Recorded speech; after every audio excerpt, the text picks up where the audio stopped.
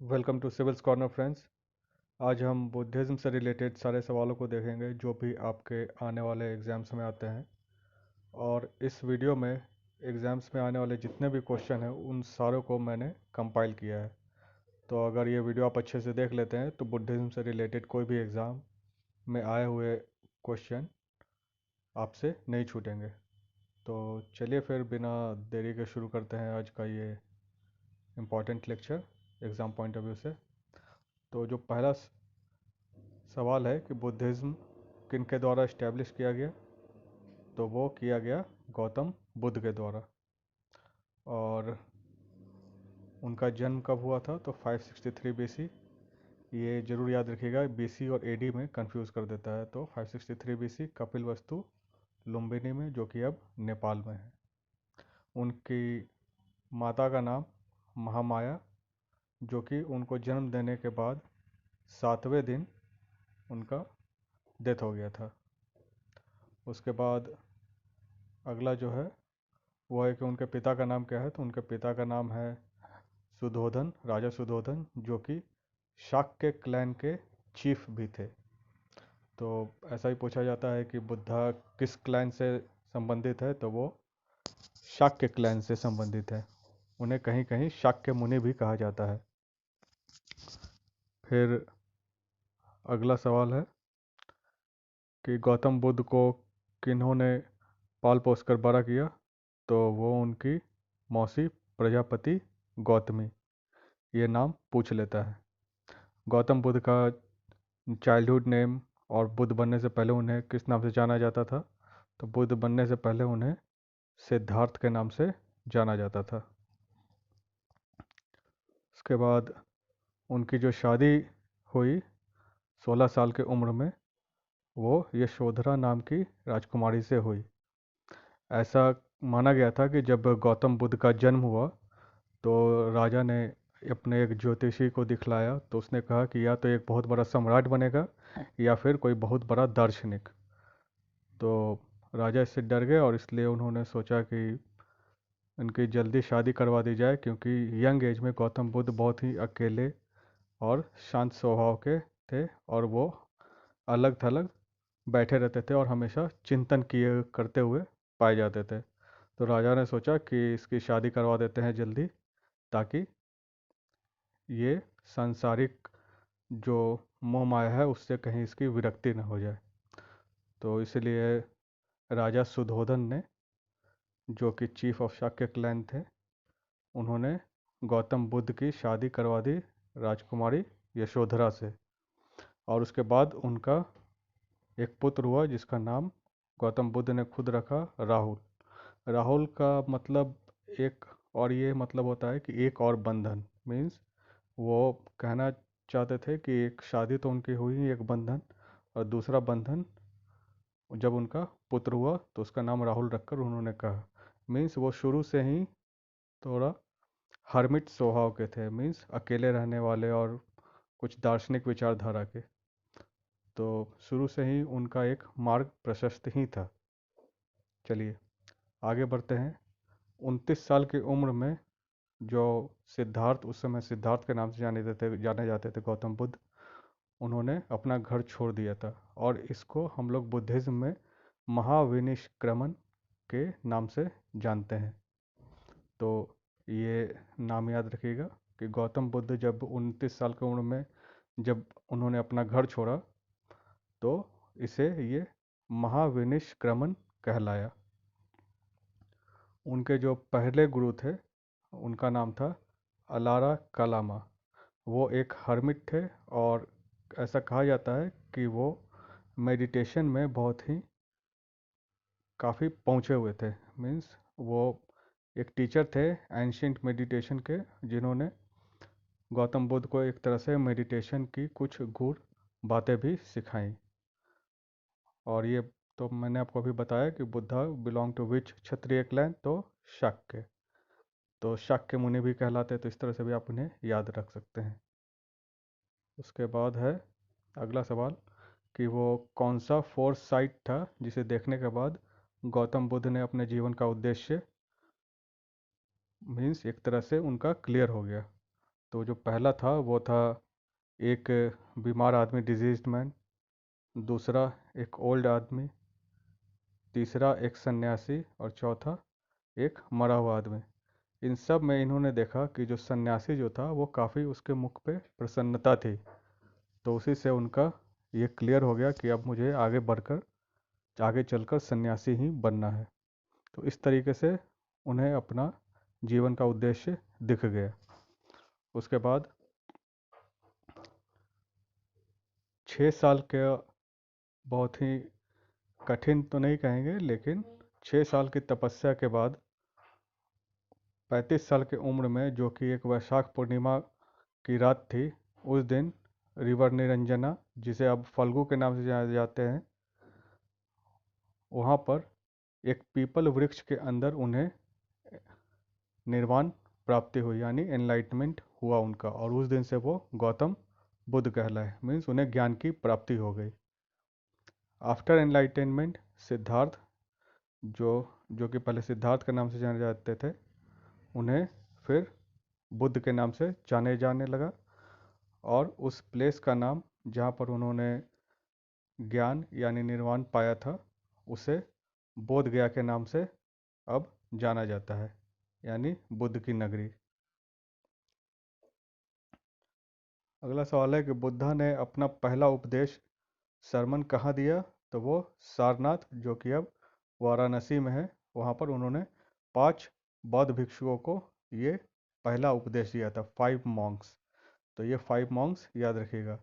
और इसे कहा गया धम्मचक्र प्रवर्तन सूता। ये वर्ड थोड़ा डिफ़िकल्ट है, लेकिन ये आपको याद है, काफ़ी लंबा नाम है। तो पहला सरमन जो दिया वो सारनाथ में दिया, 5 बौद्ध भिक्षुओं को दिया, और ये कहलाया धम्मचक्र प्रवर्तन सूता। और जो पहली लेडी जिसने बुद्धिज़्म को एक्सेप्ट किया था, उनका नाम है गौतमी। तो ये काफ़ी इम्पोर्टेंट है, इसे ज़रूर याद रखेंगे कि पहली लेडी कौन थी जिन्होंने बुद्धिज़्म एक्सेप्ट किया, वो थी गौतमी। अगला, बुद्धा ने अपने सारे उपदेश श्रावस्ती लैंग्वेज में दिए। सारे मतलब सबसे ज़्यादा श्रावस्ती लैंग्वेज में ही दिए। और उनकी जो मृत्यु हुई वो 80 साल के उम्र में 483 बीसी में कुशीनगर, जो कि अब उत्तर प्रदेश में है, वहाँ पर एक चुंड नाम के व्यक्ति के घर खाना खाने के बाद हो गई। और बहुत जगह ऐसा माना भी जाता है कि चुंड ने शायद कुछ ऐसा खिला दिया उनके, जिसके बाद कि उनका काफ़ी पेट खराब हुआ और उसके उनका गौतम बुद्ध का देहांत हो गया। लेकिन ये सब किंवदंतियाँ हैं।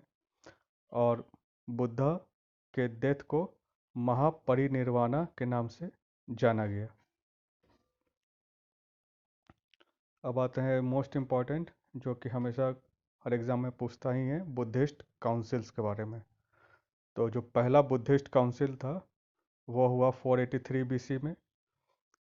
और यहाँ पर ये डेट तो उतना नहीं पूछता है, लेकिन प्लेस पूछता है। तो प्लेस राजगीर में हुआ था, किंग और प्रिसाइडेड बाय महाकश्यप उपाली। और किस किंग के अंडर में हुआ? तो अजातशत्रु। अजातशत्रु जो कि हर्यंक वंश के थे, हर्यंक डायनेस्टी के दूसरे राजा। इनके पिता का नाम था बिंबिसार। तो ये नाम याद रखिएगा। अजातशत्रु के अंडर में पहला बौद्ध संगति यानी फर्स्ट बुद्धिस्ट काउंसिल हुआ, जिसे महाकश्यप उपाली ने राजगिरी में किया। उसके बाद दूसरा बुद्धिस्ट काउंसिल, जो कि काफ़ी समय के बाद फिर 383 बीसी में वैशाली में हुआ, और ये प्रिसाइडेड बाय सबा कमी। और उस समय राजा कौन थे? तो कालाशोक। तो पहला अजातशत्रु, दूसरा कालाशोक। फिर तीसरा जो बौद्ध संगति यानी बुद्धिस्ट काउंसिल हुआ, वो पाटलिपुत्रा यानी मॉडर्न डे पटना में हुआ। मोगालीपुत्ता तीसरा ने इसे प्रिसाइड किया, और ये अंडर किंग अशोक के अंडर में ये तीसरी बुद्धिस्ट काउंसिल हुई। और फोर्थ, जो कि काफ़ी इम्पॉर्टेंट है, जो कि अक्सर एग्ज़ाम में आपसे पूछ लेता है कि फोर्थ बुद्धिस्ट काउंसिल कहाँ हुआ? तो कुंडलवन कश्मीर, और प्रिसाइडेड बाय वासुमित्रा अश्वघोष। और ये कौन से राजा थे जिनके काल में हुआ ये? तो कनिष्क, जो कि एक कुषाण किंग थे। तो अगर आपसे पूछा जाए कि बिहार के बाहर एकमात्र बुद्धिस्ट काउंसिल कौन सा था? तो वो था फोर्थ बुद्धिस्ट काउंसिल। और कहाँ हुआ? तो कश्मीर में कुंदलवन में। और राजा कौन थे? तो कनिष्क राजा, जो कि एक कुषाण किंग थे। तो ये एक इम्पॉर्टेंट सवाल हो जाता है। उसके बाद हम देखेंगे कि आफ्टर फोर्थ बुद्धिस्ट काउंसिल, चौथे बौद्ध संगति के बाद, बुद्धिज़्म जो है वो दो सेक्ट में डिवाइड हो गए, हिनायना और महायाना। तो याद रखिएगा, फोर्थ बुद्धिस्ट काउंसिल इसलिए भी इम्पॉर्टेंट है। लॉर्ड बुद्धा ने कहा कि जो मिडिल पाथ है वही बेस्ट पाथ है। तो इस बात को याद रखिएगा, उन्होंने कोई एक्सट्रीम बात नहीं कहा कि बहुत एक्सट्रीम में जाना है या बहुत इजी में जाना है। Middle path is the best path. Worship place of Buddhism को चैत्य कहलाया। तो जहाँ पर बुद्धिज़्म या बुद्धिस्ट को मानने वाले लोग पूजा पाठ करते, वर्शिप को, उसे चैत्य कहते हैं। विक्रमशिला यूनिवर्सिटी, जो कि फेमस है बुद्धिज़्म स्टडीज़ के लिए, उसे इस्टेब्लिश किन्होंने किया? तो किंग धर्मपाल। तो किंग धर्मपाल ने विक्रमशिला यूनिवर्सिटी, जो कि भागलपुर में है, बुद्धिज़्म स्टडीज़ के लिए काफ़ी फेमस, तो उसे इस्टेब्लिश किया किंग धर्मपाल ने। सबसे बड़ा Buddhist stupa, biggest Buddhist stupa कहाँ है? तो सांची, मध्य प्रदेश में, जिसे बनवाया था अशोक ने। Buddha's living home signified bye horse. Buddha जब अपने घर को छोड़े तो इसे एक हॉर्स के रूप में सिग्निफाई किया जाता है। बुद्धिज़्म का जो सैक्रेड टेक्स्ट है या किताब है, उसे पीतक यानी टोकरी कहते हैं। Pitaka was written in which language? तो पाली लैंग्वेज। उसके बाद अब पढ़ेंगे त्रिपिटका। ये रिलेटेड बुद्धिज़्म से है, तो अक्सर बुद्धिज़्म जैनिज़्म में आपको कंफ्यूज कर सकता है, लेकिन त्रिपिटक आप याद रखिएगा। पीतक जिसका अर्थ होता है टोकरी। तो बुद्धिज़्म के तीन पिटक कौन कौन है? तो पहला है सुत्त पिटक, यानी इसमें बताया गया है टीचिंग्स ऑफ गौतम बुद्धा, उन्होंने जो भी बातें उपदेश दी। दूसरा है विनय पिटक, यानी बिहेवियर ऑफ बुद्धिस्ट मॉन्क, उनका बिहेवियर कैसा होना चाहिए दूसरा। और तीसरा है अभिधम्म पिटक, यानी फिलोसॉफिकल टीचिंग्स ऑफ बुद्धिज्म। तो ये तीन पिटक आप याद रखिएगा, बहुत इंपॉर्टेंट है। सुत्त पिटक, विनय पिटक और अभिधम्म पिटक। पहला सुत्त पिटक में टीचिंग्स ऑफ गौतम बुद्धा, दूसरा में बिहेवियर और तीसरा में फिलॉसफी। उसके बाद हम आते हैं त्रिरत्ना ऑफ बुद्धिज्म। बुद्धिज्म के त्रिरत्न कौन कौन से हैं? तो पहला है बुद्ध, बुद्ध का मीन्स नॉलेज। दूसरा है धम्मा और तीसरा है संघ। तो ये तीन याद रखिएगा। त्रिरत्न बुद्धिज्म के कौन कौन से हैं? बुद्ध, बुद्ध मीन्स नॉलेज, धम्मा और संघ। फिर आते हैं science related to Buddha's life. तो बुद्धाज लाइफ से रिलेटेड कुछ साइंस जो कि एग्जाम में पूछ लेता है कि उनका जो बर्थ था वो, उसको किस साइन से सिग्निफाई किया जाता है? तो वो lotus, Kamal. Living of home, the great renunciation भी जिसे कहते हैं, तो वो हॉर्स। नॉलेज, नॉलेज को पीपल, बोधि ट्री से सिग्निफाई करते हैं। और निर्वाण को फिट फुटप्रिंट से। जब आप बोध गया जाएंगे तो वहाँ पर आप देखेंगे कि जो मेन मंदिर है वहाँ पर बहुत सारे फुटप्रिंट्स, जिस पर डेली पूजा होती है, उसे निर्वाण के रूप में भी जाना जाता है। तो आप इसे जरूर याद रखिए। ये birth, living of home, knowledge, निर्वाण। धम्मा मीन्स क्या होता है? तो धम्मा मीन्स होता है टीचिंग। उसके बाद संघ, order of Buddhist Monks and nuns. Nuns जो इन लोग उपासका भी कहते हैं। बुद्धिज्म जो है वो रीबर्थ में बिलीव करते थे। तो ये एक बहुत इंपॉर्टेंट क्वेश्चन है कि वेदर बुद्धिज्म, और ये आईएएस और बीपीएससी जैसे एग्जाम्स में क्वेश्चन पूछ भी लिया है कि whether Buddhism believed in rebirth और नॉट। तो हाँ, वो रीबर्थ में विश्वास रखते थे, यानी पुनर्जन्म में उनका विश्वास था। सबसे reward festival Vaishakh Purnima, also known as Buddha Purnima. Buddhism में सबसे जो माना जाने वाला पर्व त्यौहार है वो वैशाख पूर्णिमा है, जिसे बुद्ध पूर्णिमा के नाम से भी जानते हैं। बुद्धिज्म में रिबर्थ की एक जातक कथाएं भी हैं, जिसमें कि लॉर्ड बुद्धा के पिछले बहुत सारे जन्मों का वर्णन है। तो इससे भी ये पता चलता है कि बुद्धिस्ट जो है वो रिबर्थ में विश्वास रखते हैं। उसके बाद बुद्ध वैशाख पूर्णिमा को क्यों इतना माना जाता है उसका भी एक है कि इस दिन, वैशाख पूर्णिमा के दिन ही बुद्धा ने जन्म लिया। ही टुक बर्थ ऑन वैशाख पूर्णिमा। उन्हें जो एनलाइटेनमेंट मिली यानी ज्ञान की जो प्राप्ति हुई वो भी वैशाख पूर्णिमा यानी बुद्ध पूर्णिमा को हुई। और जब वो मरे, जिसे कि महापरिनिर्मण कहलाया, उसे भी, वो दिन भी वैशाख पूर्णिमा का ही था। इसीलिए ये वैशाख पूर्णिमा बहुत महत्व रखता है बुद्धिज़्म में। बुद्धा को से रिलेटेड एक और क्वेश्चन है कि Buddha is also known as light of Asia. ये एक बहुत ही इंपॉर्टेंट है, Buddha also known as light of Asia. तो ये थे बुद्धिज़्म से रिलेटेड सारे इंपॉर्टेंट क्वेश्चन। और अगर आप इस वीडियो को एक दो बार देख लेंगे तो बुद्धिज़्म से रिलेटेड कोई भी सवाल आपका नहीं छूटेगा। तो आशा करता हूँ कि आपको ये वीडियो पसंद आई होगी। अगर पसंद आई तो ज़रूर लाइक शेयर सब्सक्राइब करें फ्रेंड्स। मिलते हैं फिर ऐसे ही दूसरे वीडियो में। तब तक के लिए thank you and have a good day.